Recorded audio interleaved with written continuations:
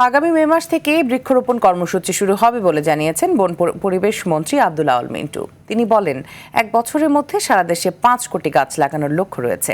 আর পহেলা বৈশাখের আগে কৃষকদের জন্য কৃষক কার্ড কার্যক্রম শুরু করা হবে বলে জানিয়েছেন কৃষিমন্ত্রী আমিনুর রশিদ। বিস্তারিত বিল্লাল হোসেনের রিপোর্টে।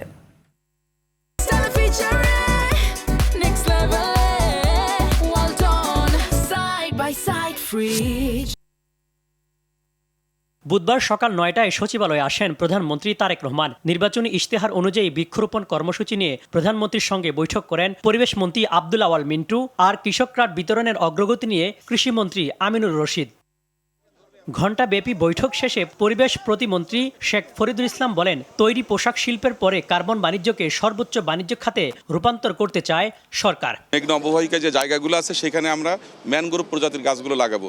এতে আমরা জিআইএস পদ্ধতির মাধ্যমে এটা মনিটরিং করতে পারবো এবং দেখাতে পারবো যে আমরা এতগুলো গাছ লাগিয়েছি এবং পৃথিবীর যে কোনো জায়গা থেকে ড্যাশবোর্ডের মাধ্যমে এটা ট্র্যাকিং করা যাবে যে এখানে এই গাছটার অস্তিত্ব আছে। তখন সেই গাছের জন্য আমরা কার্বন ক্রেডিটটা আমরা ক্লেম করতে পারবো বা আমরা আদায় করতে পারবো।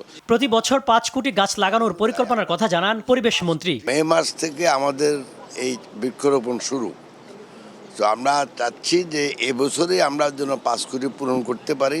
2 নম্বর হলো কার্বন ট্রেডিংয়ে আমরা সংযুক্ত হওয়া, এটা কিন্তু এখন আমাদের মুখ্য উদ্দেশ্য। এদিকে পহেলা বৈশাখের মধ্যেই প্রথমবারের মতো কৃষক কার্ড কার্যক্রম শুরু করতে যাচ্ছে সরকার। কৃষিমন্ত্রী জানান, অতি দরিদ্র কৃষকরা পাবে বিশেষ কিছু সুবিধা।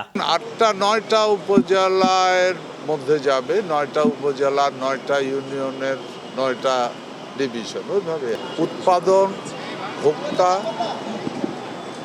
কৃষি জমি, কৃষির পণ্য, ভ্যারাইটি সব কিছু যেন আমরা নিয়মতান্ত্রিকভাবে কৃষক পেতে পারে এবং গভর্নমেন্টের কাছে যেন সমস্ত তথ্য সঠিকভাবে আসে। মন্ত্রী বলেন, সরাসরি উৎপাদনের সঙ্গে জড়িতরাই এই প্রকল্পের আওতায় কৃষক হিসেবে বিবেচিত হবেন।